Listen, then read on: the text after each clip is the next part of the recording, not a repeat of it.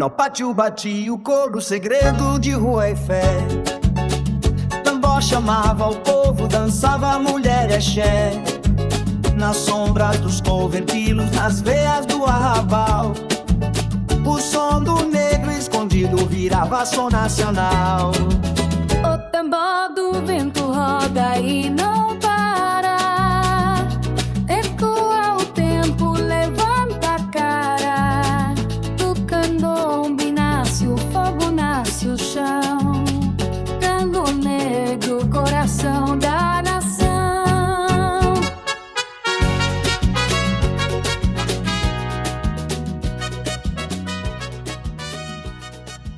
Bem-vindos a mais um Mergulho Profundo. Hoje a gente vai investigar um lado do tango e da milonga que nem sempre aparece na foto, as raízes afrodescendentes.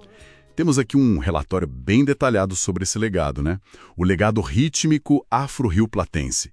E a nossa missão é entender como essa batida africana foi a base mesmo, e não só um detalhezinho. Ok, vamos lá.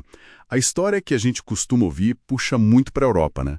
Mas esse material diz que a África estava lá desde o começo, é isso? Como protagonista. Exatamente. Olha, a análise da música, a musicologia mesmo, ela não deixa muita dúvida, não. O candombe, sabe? Com aqueles ritmos cheios de síncope, polirritmia, aquela coisa do 3+3+2, que é uma marcação bem específica no compasso, isso aí não foi só tipo uma influência que passou. Foi a fundação rítmica. O coração que começou a bater ali no 2/4, no 4/4 da milonga e do tango, lá no início, é causa direta. Causal. Essa palavra é forte, hein? E o relatório indica que compositores importantes dessa primeira leva do tango eram afro-argentinos. Foram eles que fizeram essa conexão. Sim, eles foram a chave nessa tradução. Eles pegaram aquela complexidade toda dos tambores do candombe, sabe? E adaptaram. Levaram para os instrumentos que estavam bombando na cidade. Piano, violão, flauta.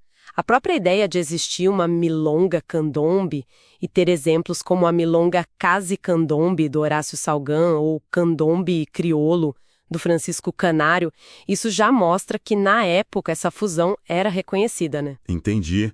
E essa ideia da tradução leva direto para figuras como Rosendo Mendizábal, o El Negro Rosendo, que você mencionou, e o Manuel Posadas. Parecem peças centrais nisso tudo. E como o Mendizábal, olha só, tem 37 obras instrumentais que a gente conhece, catalogadas. O Posadas, 47. Juntando os dois, dá 83 peças ali do finalzinho do século XIX e começo do XX. É muita música. Um volume de produção imenso. 83 obras instrumentais catalogadas. Nossa, isso é realmente impressionante para a época. E aí vem a pergunta, por que são tão pouco conhecidos hoje? Parece um paradoxo, né? Pois é. O que a gente percebe aí é um padrão de apagamento histórico muito claro, sabe? A cultura afro-argentina, que era visível, tipo, os pregões dos vendedores de rua, tem até tango instrumental inspirado naquele pregão Uva, Blanca e de la Otra. Isso era usado como tema, como algo pitoresco. Mas a contribuição estrutural, a autoria mesmo dessas músicas que fundaram o gênero e os nomes dos compositores foram sendo deixados de lado. Muitas vezes ficavam só os apelidos raciais, como El Negro, e tem o Gabino Ezeiza também, que é importante para ligar a paiada, que é aquele improviso poético, com muita influência africana, com a milonga urbana que estava nascendo. Entendi. Faz sentido esse apagamento histórico, infelizmente. E como fica a história do termo tango negro? E essa palavra negro ou negra que aparece tanto nas letras, qual o peso disso? Isso é complexo, tem várias camadas.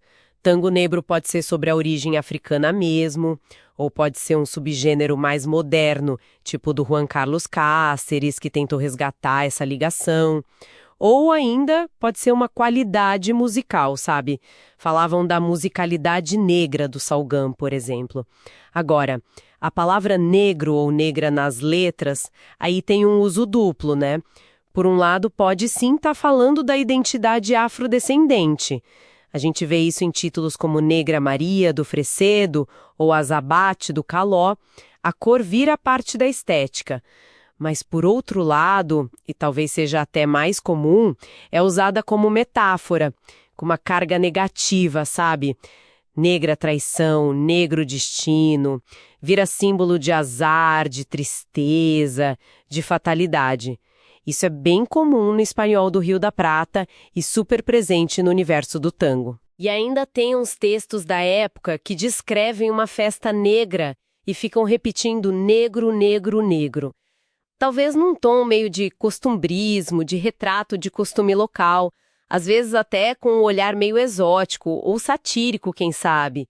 E isso cria um contraste, né? Um contraste imenso com o papel fundamental que esses músicos realmente tiveram na criação do gênero. Que dualidade, hein? Mas essa conexão rítmica com a África, ela não morreu ali no comecinho do século XX, né? Imagino que tenha continuado. Não, de jeito nenhum. O Horácio Salgán, que chamavam de El Chico Afro de Abasto, ele foi um gênio do tango moderno. A milonga Casi Candombe dele é um exemplo perfeito de como ele pegou essa herança rítmica e levou para arranjos de orquestras super complexos, sofisticados. Ele manteve a ligação viva, explícita. E bem mais tarde, já mais para a nossa época, o Juan Carlos Cáceres, com a música Tango Negro Candombe, fez uma reivindicação cultural direta. A letra fala disso, lamenta as mudanças que vieram de fora, los gringos foram cambiando tu maneira de bailar, cita etnias africanas, mandingas, congos e até imita o som do candombe, aquele borocotó, borocotó, chas, chas. É muito forte. Caramba! Então, a história que geralmente nos contam estava, bem incompleta, para dizer o mínimo. Qual é a grande conclusão desse nosso mergulho de hoje? Olha, a grande lição, eu acho, é que essa contribuição afrodescendente não é um enfeite, não é um detalhe exótico. É a espinha dorsal rítmica do tango e da milonga. É estrutural. A história oficial precisa ser recontada, sabe? Precisa incluir esses fundadores, como Posadas, o Mendizábal, e dar o devido crédito, não como figuras pitorescas ou apelidos folclóricos, mas como arquitetos essenciais do gênero. Superar essa marginalização que durou tanto tempo. Fica bem claro mesmo que essa herança rítmica africana é um fio que conecta tudo, desde o começo até essas retomadas conscientes mais recentes. Exato.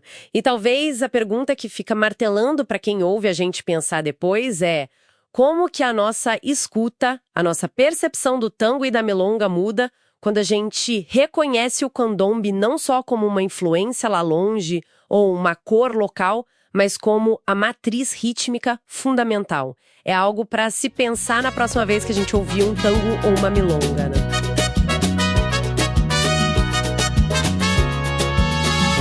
Chamavam barulho feio, mas era o grito da cor. Era o corpo respondendo ao toque do tambor. De que Congo veio o nome, de Quilombo querer, lugar fechado onde o povo aprende a renascer. O tambor do vento roda e não para, ecoa o tempo, levanta a cara. Do candombe nasce o fogo, nasce o chão. Tango negro, o coração da nação. Na pele do couro mora um rio que atravessa